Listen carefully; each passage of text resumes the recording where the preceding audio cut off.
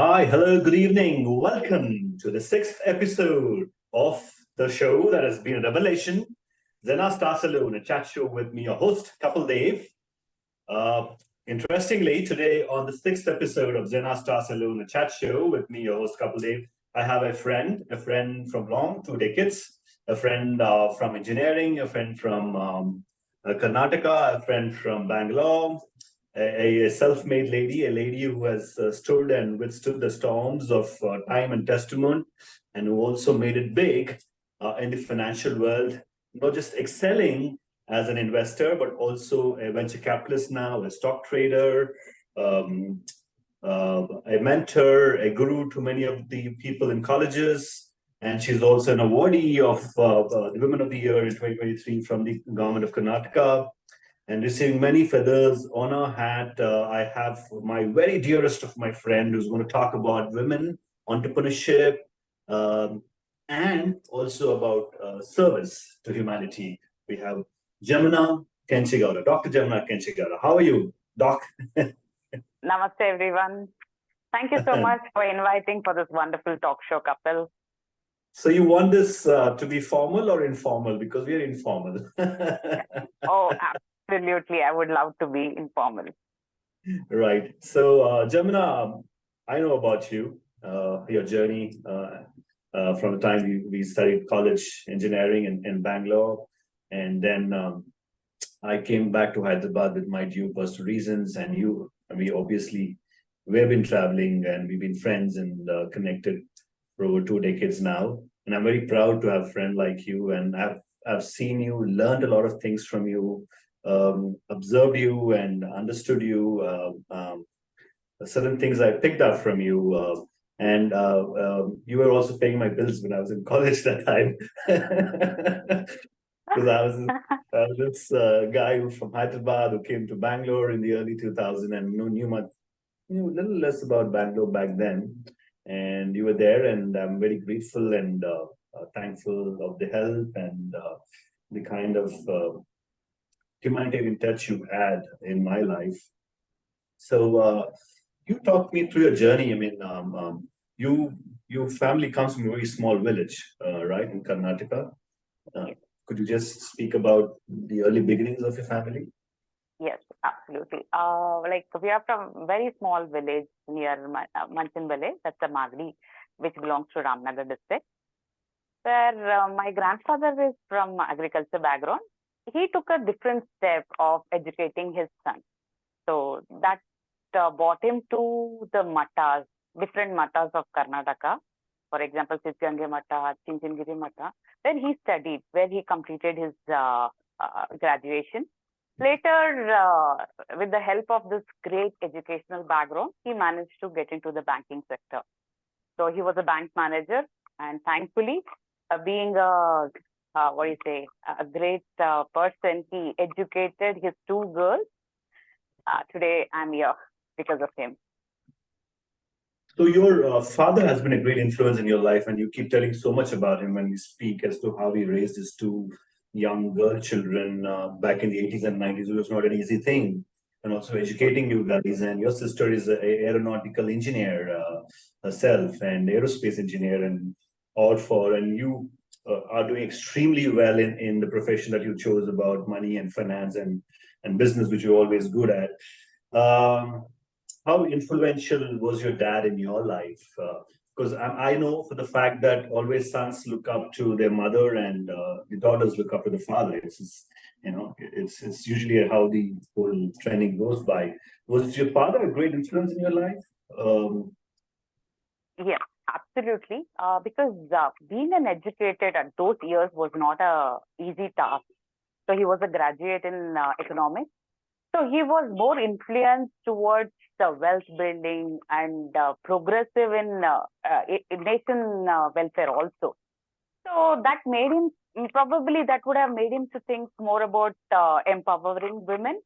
So he took the first chance with his own daughters, empowering his own daughters.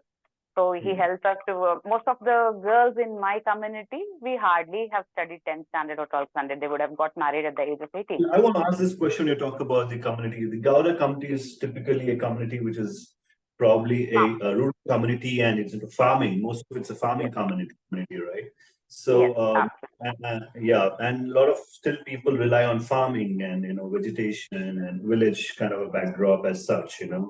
So it's not easy for somebody from that background to come and have a fighters in the financial world. Yes, absolutely. I would say that because coming from a Ramnagar small village to Bangalore, it was a great journey because you don't have any space here. There is no people sitting for you to help you out. So Right. every single day was a struggle to him. So he Right. understand, like just not him, many people have done that, Right. but he was one among that. I'm very proud of him for that great struggle what he went through. He did not go back to his mother saying that I'm not able to make it up because he knew that his father has given him so many years for education. He has left him for education apart from agricultural background. That means he needs to prove himself. So he was the first graduate from his village, frankly speaking. And my sister broke a first record. She's a first engineer in from my village, actually. Right. Right. So And and telling you, coincidentally, talking about your village, Ramnagar is actually also famous because the movie Sholay was made there. yes, absolutely. That So Savadurga yeah, that forest, yeah, yeah, that there became was a historical. Sholay. The movie Sholay was shot over there, and yeah, now Bangalore for a lot of people is a place of happening, hip and happening, financial world. Um, it's a lot of it's got this buzz about it. It's got this whole lot of young culture, youthful culture. But also it was also known as a very sleepy city back in the 80s and the 90s. Yeah, until the whole financial, I mean, the whole IT structure has evolved and come as such. But talk me through the journey of how you've seen Bangalore evolve, uh, as a city and There is a very, very major has city. changed so much. Yes, very, very major changes in my city. As we all knew, Bangalore was nowhere been recognized before other than being a capital of Karnataka. And as we don't have a water also, so we don't have a proper river across. So we did not Mm. have a farming in Bangalore. So the marketing and sales were the only theme that Bangalore could ever look at. So for that, during the early 1700, Kenchegowda ji, he is a founder of Bengaluru. He made a plan of having different petes. That means you call it as a township, small townships in each side, like Akipete, Upparpete, Anchepete. Like you have it for a different businesses, so that from Mm. every part of the other surrounding places, they come and do their business in this particular place. That is where the Bangalore was being created for. Slowly, the people started getting educated, and many engineering colleges started opening. That gave a big breakthrough for Karnataka, where it developed a lot of engineering students. Then came all the software companies, IT companies. The evolution was so different. Like I could remember that we hardly had cycles moving Mm. across the road, and the roads were only 5 feet apart. And Right. today, even if having 200 feet, we have a huge traffic jam. So you can imagine how much population it has attracted. I remember And coming to Bangalore when Shushmita Sen won the Miss Universe title. And the very day I landed in Bangalore, 1994, and I was probably 11 or 10 that time. And I just, the weather, the whole kind of people, the camaraderies, and the whole, the experience of visiting the MG Road with my family and Lal Bagh area. It was all very magnificent. And back then, I stayed in Dollars Colony in that's one of a my very best beautiful friend's place. house. Yeah, we were in Dollars Colony, and yeah, it was a wonderful experience. And then the next time I came to the city, it all changed. It's just in a matter of 6 years, it just the whole city changed. It was the traffic, chaos. And now when I visit Bangalore, it's totally different. I drive my car, and you know about it. I drive my car from Hyderabad to Bangalore to visit Bangalore, and I love the drive experience that I've got. And Bangalore has got always been a city which has been technical, very intellectual, very conversational.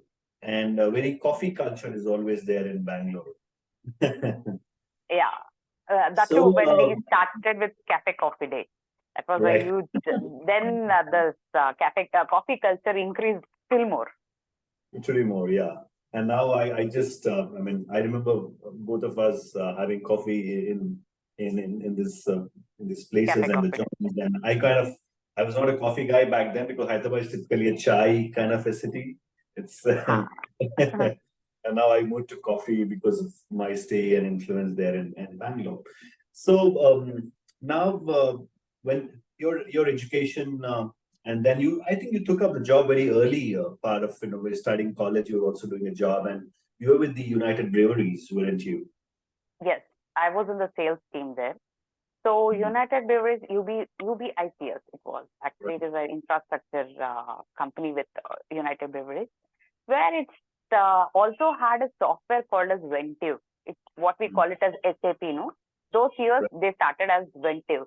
So I was in the sales team. Then I got to know about the recruitment, actually, how the headhunting happens, how to do this. So I immediately looked forward for the jump into entrepreneurship since then. Right. The transition, and I and you took the same jump at the same time, the leap at the same time. And how easy has starting a consulting company for a young 20 to 20-year-old like you that back then? And then you withstood the storm, you had your tough times, I know about it. And you came out, I mean, you came out so strong that you are just amazingly poised in such a beautiful position right now. Where did the strength, all this strength come from, As I Jan? said, my dad. When you have an enterprising father, nothing can stop you from achieving your goals. So this recruitment firm was really amazing. The journey was really nice because headhunting those years were not like this. We Right. hardly had mobile phones. We did not had a company. We hardly got to know about the websites and more about websites. What I would say is like the connectivity was very less. You can say Mm. 0.1%. Now you have LinkedIn, Naukri, Monster. Those years were, it's just a start and nobody were ready to buy. Neither they were ready to upload their resumes to such a portal because of security issue. We were not open for new things. People were not ready. So, and the projects, what any company would look forward, the candidates were not right, resources were not available for them. So headhunting was instead of saying headhunting, it was a talent hunting. It was a real challenge and it was really nice working for a couple of years. And yeah, of course, the new strategies will come and everywhere there was a new strategy, new way of doing things came. When the competition started, it's better to quit and look for something new. That's what I thought. And then I had to disperse from that. So, during your consulting years, I mean, it should be about 3 to 4, 5 years. It was evolving cities, but Hyderabad was evolving, Bangalore was evolving, so was the Delhi. Well, the IT and IT's industry was just about getting to the next level. There was a paradigm shift during those phases as such, and you also had this tough times about your business not doing well there at that time. Yeah. And how to cope with that situation. I would not like to speak on the camera, but how did you deal with the entire situation, that situation? I want to know that inner thing from you as to how you went through the fall and you rose up again, that whole phase, what made defined you as such. See, initially when I started with the recruitment consulting, it was really huge money, like it was like you had to go on road. Like you have to search the companies which is competitive to the client whom you are serving, and you have to do what do you say? Take a reference from many people. How to reach out to the profiles? It was not that easy. So it was a little hard, and you were being paid very well. So later, when the competition started, then the issue started actually. The reason is like the big players came into the picture. Now, free Right. monsters, they came into the picture. So the small time recruiters like us couldn't survive. So there are Right. many consultancies, they converted them as a training institute. They struggled a lot. Now very few are left. And getting those years, it was like the evolution was very fast and survival ratio was very less. So it was better to quit and do a new business, because it's always said, once it saturation point comes, you better quit. Right. And yeah, because the IT industry is always very quick on finding its saturation levels and attached with consulting and all. So in that same whole journey, you also found your love.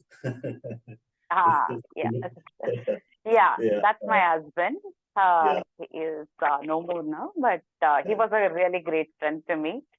He was a classmate too. We were together in our early college, pre-university college. So, Yes.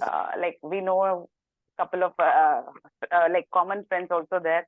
They also told us like, yeah, you make a good pair. So that really made us to get along How, and what was get the married. support extended by Karthik in your life? You know, you keep talking about him so much, and Yes, may his soul be always blessed. yes. And he's always seeing you and showering his love and everything on you as a divine. Uh, Having a man in form of a father and a man in form of husband, how important it is in your life. And your father was also not doing well that time, right? When health and all those things get. So, uh, every day happens to people. So even my parents had health issues. So Mhm. my father was bedridden for almost 8 years, and after my marriage, and my mother also went through the cancer surgery. She had breast cancer. She's a survivor now. She's happily living now. But during my dad's period, when he was bedridden, my husband was a really great support.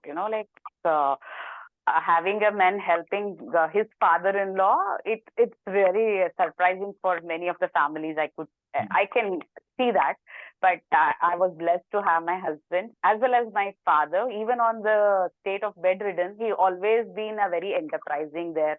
He never let his ego or his what do you say, his weakness to fall on my family life and as well as my career life. They always motivated me not to sit quiet, keep moving. Something or the other thing will be done. So that phase was really tough, and I also been blessed with a beautiful daughter. Those years, like Mhm. it was tough for 2 3 years, but that 2 3 years was very hard with a lot of love and togetherness, and having a joint family is also a blessing. And moreover, I would appreciate having my husband in my life was a blessing from God. He was always supportive to me, and he is also a career oriented person. He was a lawyer, so and he always stood next to me at any rough times of my life. Wow. Wow. So you live like you're talking about the joint family. You live all together, right? You mom, then your sister with you, and his better half, and then his son, wonderful son, the athlete guy, and then of course you and your daughter. So does family play a key role? The jointness of the family plays a key role It's in. absolutely that keeps you emotionally very strong.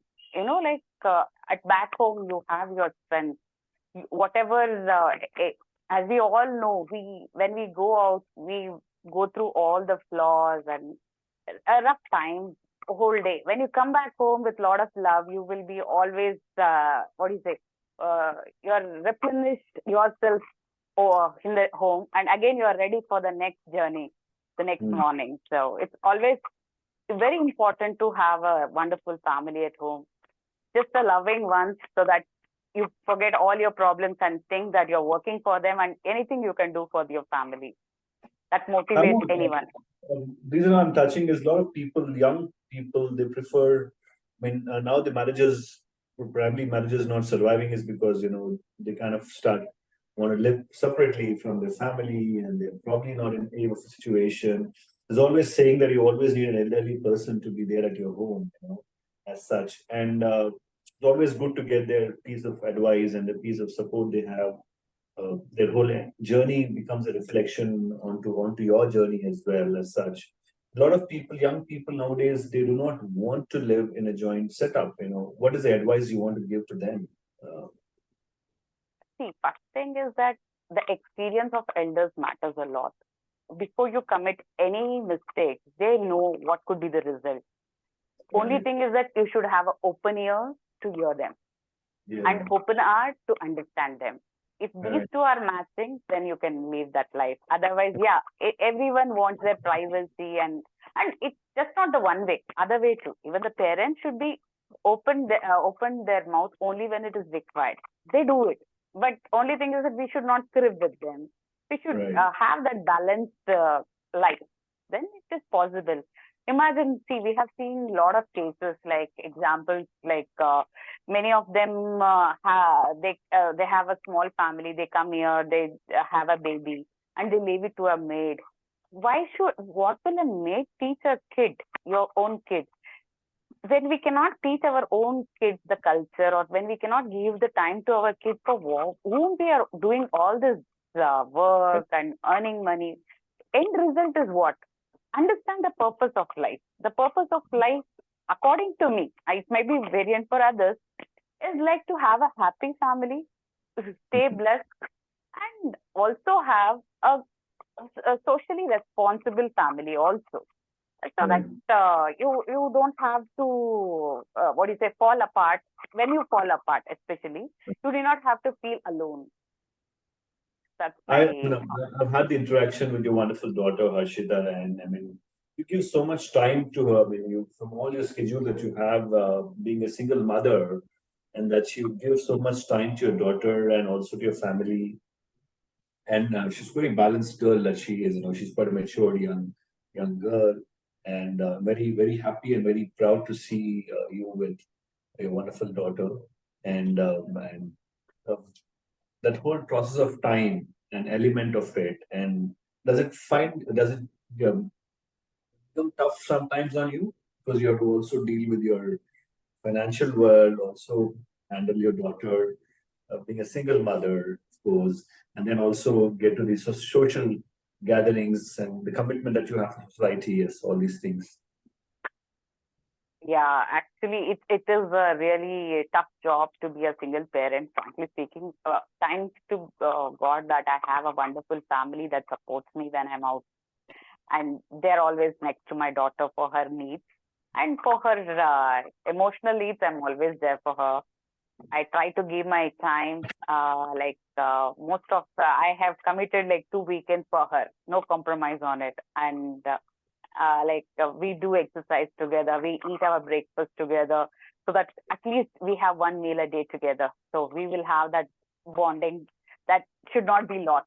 This I'm keeping it done from very long years with my parents also. I used to do the same, but yeah, now it has become more tight schedule because of being a single parent and working a lot. And the time is very limited. Still, I managed to have my breakfast together with my daughter. Yeah, Goudas are known for their good food. That's And you it. always, And uh, I mean, uh, when a foodie and a non-foodie like me come into picture, it becomes very contrast. You always have this complaint that I eat very less because I have to look a certain way on screen. My profession demands me to look good, so I have to maintain my my whole schedule of diet and whole routine is that way. But yeah, I mean, you enjoy food. I've seen that, and yes, just love that whole cuisine, and you have this great experience about platters and cuisines. I've learned a lot of new cuisines being with you and traveling with you and knowing you so much. You always been that way, food lover, yeah. I'm always a food lover. You can see me and guess that, right? healthy lady. Very healthy all the time, actually. Maybe in college days, not that much freaky about food, but now I just feel like we live to eat, and I love to eat. Yeah, I mean, of course, the whole cuisine of Karnataka cuisine and beet ragi, sangati, and all these things are very nice cuisine. That you have great mutton curries also that are made from Karnataka and all these things. And yeah, the great South Indian cuisine as you have the platter as such. Uh, Now, you being a single mother and the whole you shared a very personal experience of yours of how you kind of distributed the whole wealth that was created by your husband to the charity, to the widowers, and to the destitute people as such. That's a great commitment. Yeah, that's a whole lot of commitment, and it takes a lot of big heart to do it. Was it a collective decision of you and Actually, family? my husband was always into helping people. I'm very proud though, but especially women, who were being stressed. He was always very supportive. And during COVID, he came across many women under domestic violence, including men. I don't say even men were also in domestic violence issues.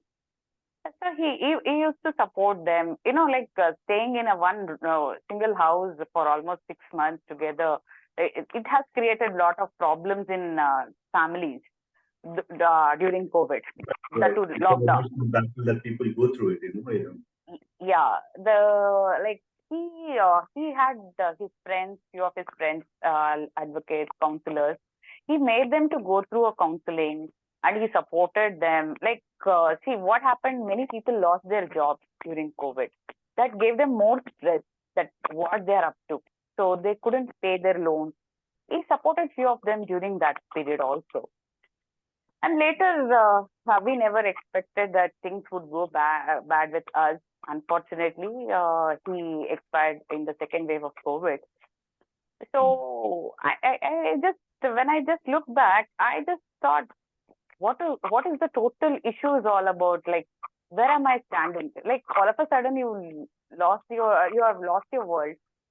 So then I realized that being a widow, for me, it was little better. The reason is like I was financially balanced. That's because of my father and my husband's support. But what about the other women who just have started their life and they are not yet seen the world? Imagine the young widows. I could sense their feeling, just not the emotional. They're financially they're in struggle. And there were a lot of policies came up from the government where this uh, COVID widows had good what do you say, the payments were being given as a from COVID relief fund. I made sure that at least it is reachable for the people whom I know at least. So I took the task. I thought I should not sit back. I should work for people just like how my husband used to do. So I just started my extreme journey from there. Till then, it was a very light. I'm also doing for the society. I'm also there in the society. It was like that. Now I became like I'm a part of the society where I need to be more active. The same situation would have come to other like me if I was not in a good condition. Then what would have happened to me?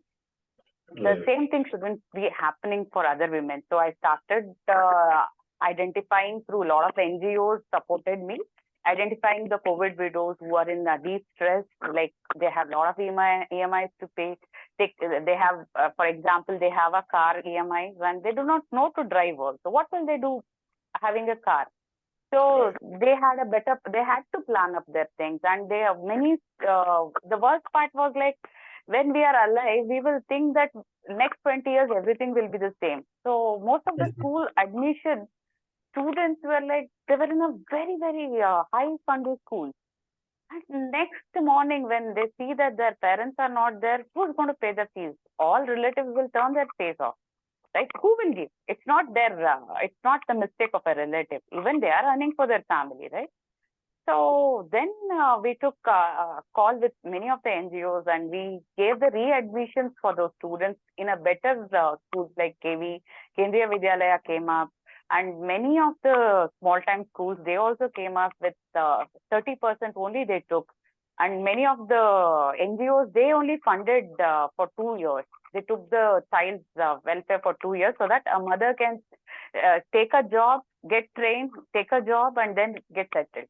Till then, a few NGOs took a charge, but this was not a massive move though. But it was a very what do you say, around less than 100 people were involved in this. 100 COVID widows were involved in this. But it was a small, Alilu Seve, what we call it in Kannada. So it was a small bit of contribution of my, what do you say, my work that I have given to the society, which was needed because I'm a woman and my daughter is also going to be a woman.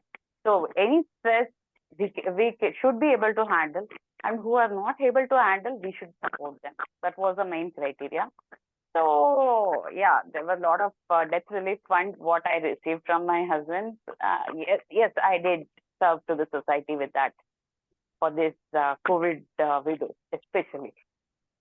So the whole process of serving the society and the humanity during the COVID time, after the second wave and the first wave, and then you totally took on to the next level of being a part of various social forums. And I was least expecting of you, that you would become. You also started speaking at various platforms and forums. And how this whole change happened? Did I See, inspire you? see, actually, I am a trader. So I'm an investor in stock market. So my thing will be like very defined inside your office space. I'm not exposed to the outside world. If at all I'm doing, I'm not able to contribute to my trading strategies because fundamental analysis, technical analysis, so many things, so many news we need to follow, so many things will be there that it used to drain me out. So hardly I had so much of time to do it, which most of the part were being done by my husband earlier. So my target was like I need to have some passive income at very early age so that I will not be in any more trouble. So that made me actually what I am today. So after that, the humanity obviously arises when you see yourself in a very bad place of life, being a single mother and missing out your loved ones. It's not easy to tackle with. Fortunately, my daughter helped me out a lot. My family helped me out a lot in coping up these things. And yeah, friends like you were always there next to me and supported me.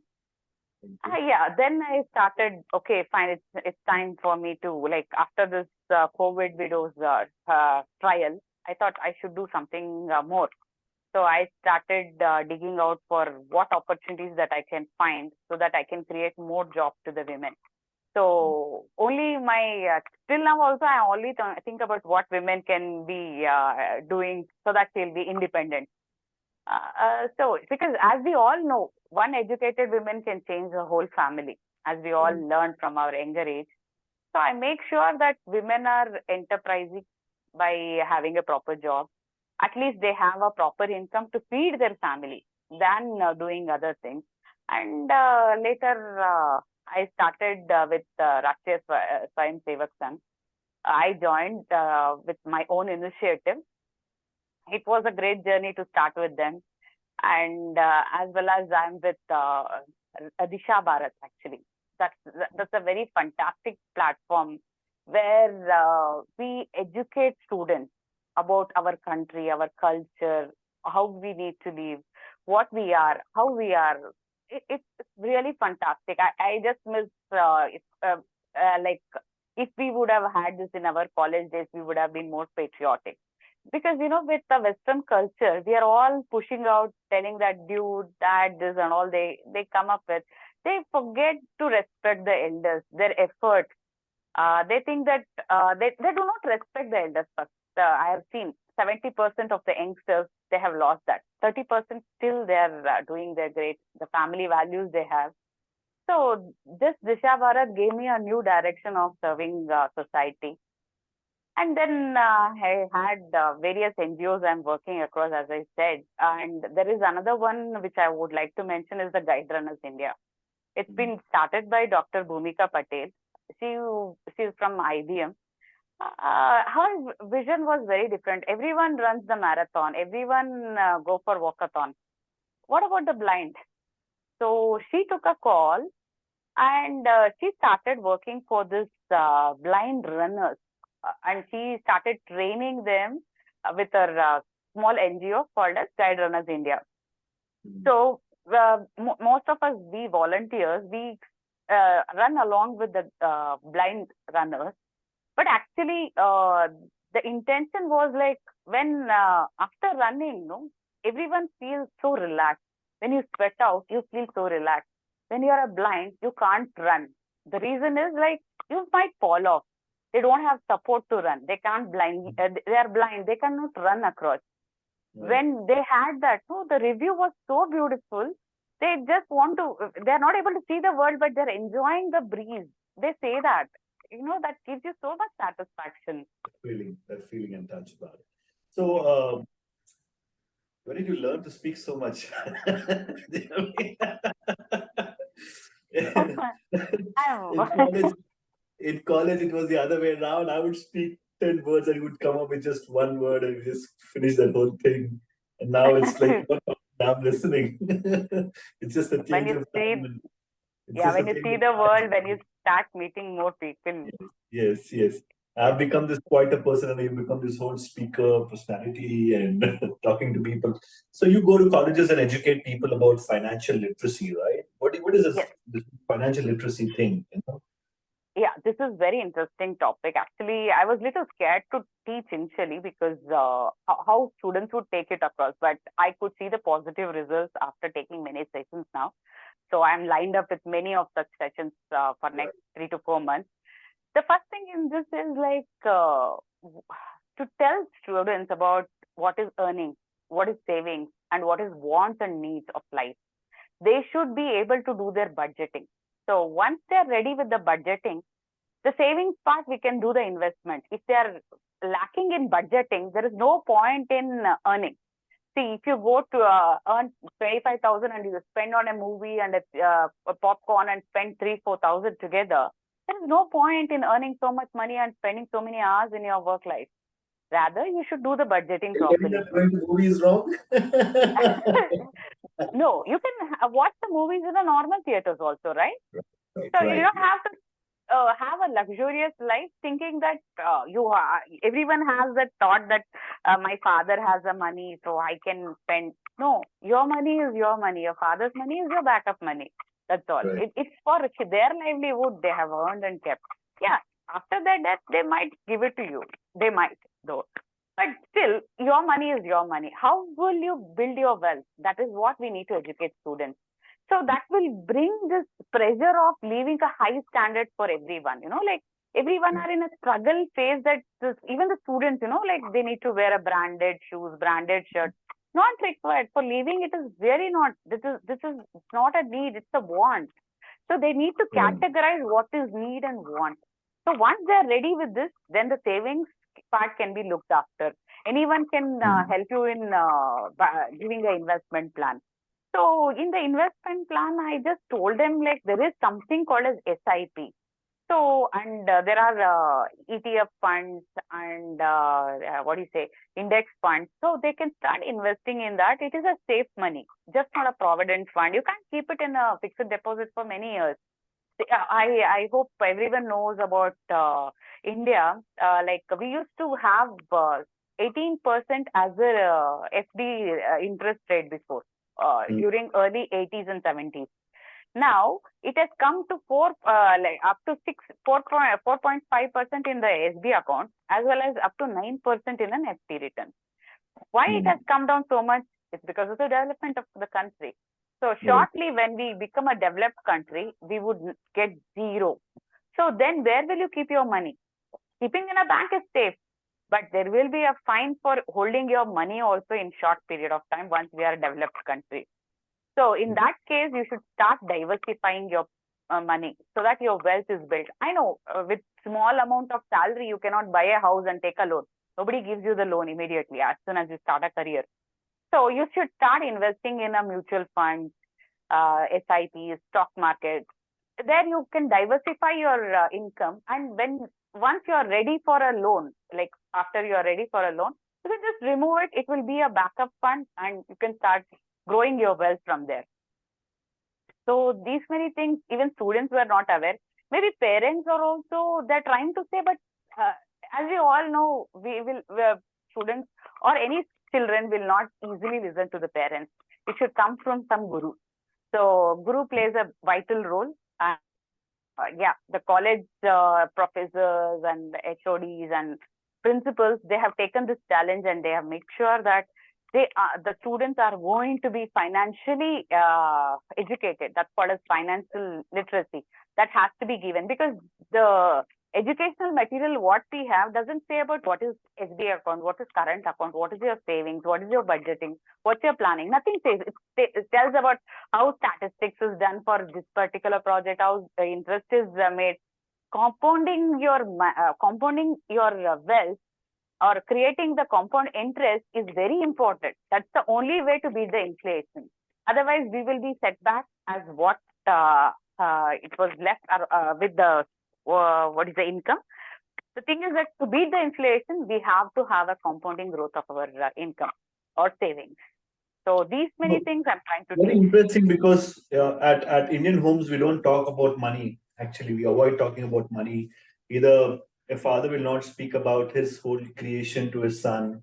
Neither would a mother tell adequate information about financial knowledge and how to manage your finances when you're growing up. The situation. This education is very, very limited to a lot of people. At least in India, we're not told much about money, and we say they'll only say, okay, paise aa jayenge, paise kama loge. This is the only thing that will tell. They'll not tell you have to put your money so and so, and very, very less of education is being given. Even, I mean, the whole subject that I have learned from you, and, at least have put a lot of, I've tried to do a lot of research about these kind of things after knowing about what you're doing.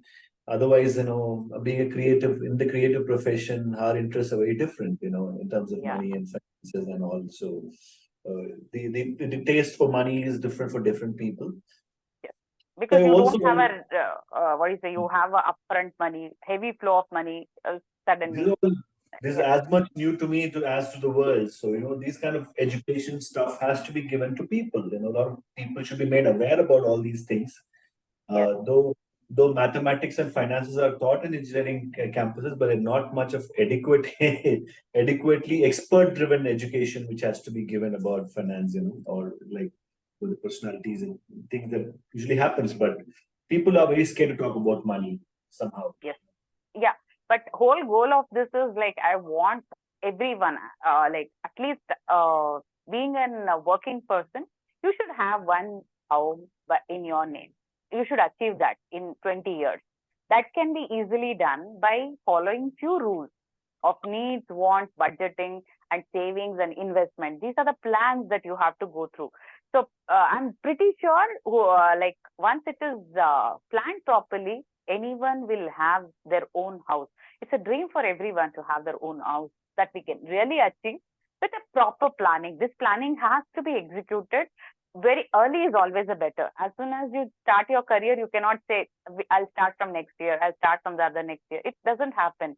Every day is it's your very important day. Every savings is very important. Every want you cut, it has to go back to your savings. If everyone does this, so there will be no poverty in India. And at least when you lose your job, you will not be freaked out that you have lost the job. You will have your backup to keep you on. Yeah, it's the way how you treat money and how you respect it and how you park it in different places, and people have different ways to do it, and very successful in what you're doing as an investor and all these things. Talk me through your journey about now this whole startup investment that you're being through as such, and being a woman. I mean, I could only see startup investors, mostly men, that I had interaction with. I'm not great at that subject, but you kind of now become an investor into startups and all these things, which is actually the whole lot of subject about India being the startup capital, startup hub, Bangalore being the whole Silicon Valley of India, all these things. Just few insights from you. Yes. See, actually, the journey started when I hope you know about IPOs, right? So these IPOs were getting launched, and I used to invest in the IPOs, and there was very less opportunity for any investors, for the retail investors.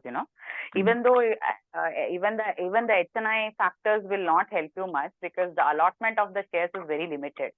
So that took me across like, why don't I look up for the startups which can become an IPO in a short term, or let me try some of the startups. So I will have a fair idea like where I can really invest on, which are the sectors I can look into.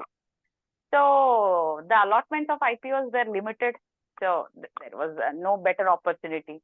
You have to diversify your funds. Then I thought, okay, fine, let me look into the startups. So there also I gave priority to the women startups. But initially my husband was into big time venture capitalization for many of the gyms and small companies, and even manufacturing units, small manufacturing units initially. And even for a filmmaking, those things were also funded. Later I thought like, okay, fine, these things are running fine. Next what? So that time I just came across many of the women entrepreneurs who are doing together the businesses. So I started studying about them. What exactly the business they're trying to do? Why are they lacking? Like most of the startups are shutting down. So what is the risk if I invest in them? Why are they shutting down? Then once I started studying, then I understood the networking is the main game in a startup or any company to work. So once the women started the venture, they ran for 2 to 3 years very comfortably with their networks and everything.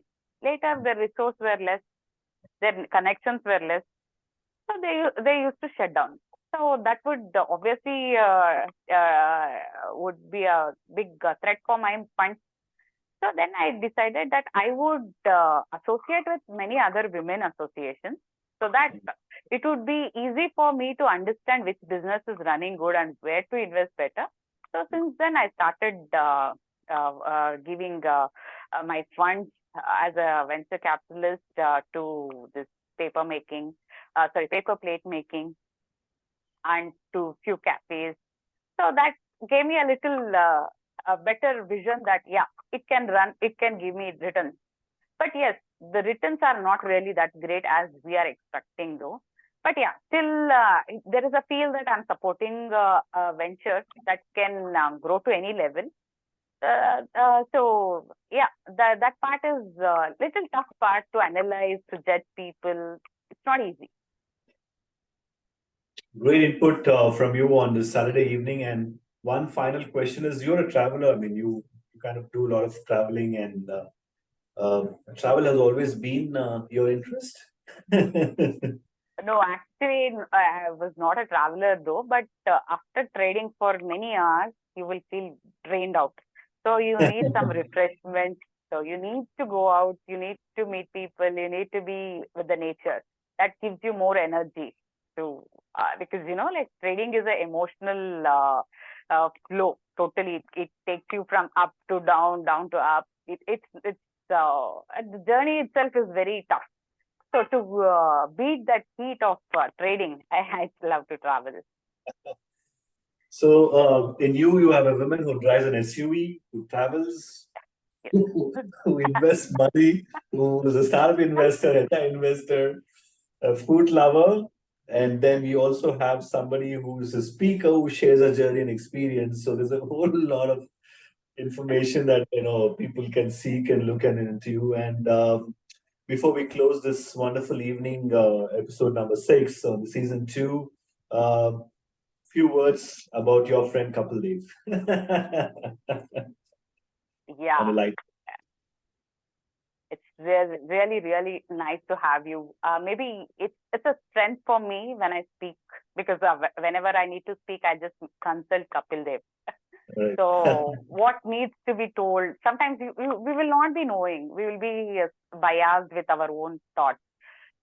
We need a input, but most of the people don't give me the proper input. Think like he is my very close friend, so it is easy for him to give. Arey, nahi, you can't do this. You cannot tell this. But the having good friends in life is a great blessing again, as I can say that.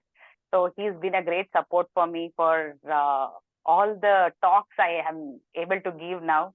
He's an inspiration for me, and a great I just like my father and husband, he is also one of the most protective friends actually for a women. Anyone can rely on him. Thank you so much, Kapil, being in So my life.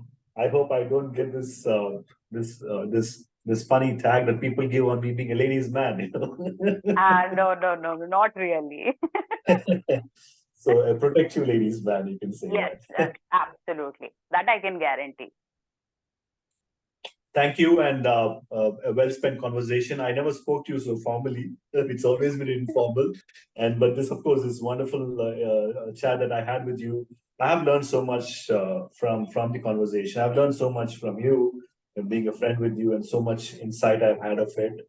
Uh, Thank you, Dr. Jamuna Gowda, for coming on the 6th episode of season 2 of XENA Started Chat Show with me, Kapil Dev. Look forward to having you with some other conversation in more in detail about financial rural literacy and startups and so on and so forth. Until the next And time, the next episode, thank you. thank you so much.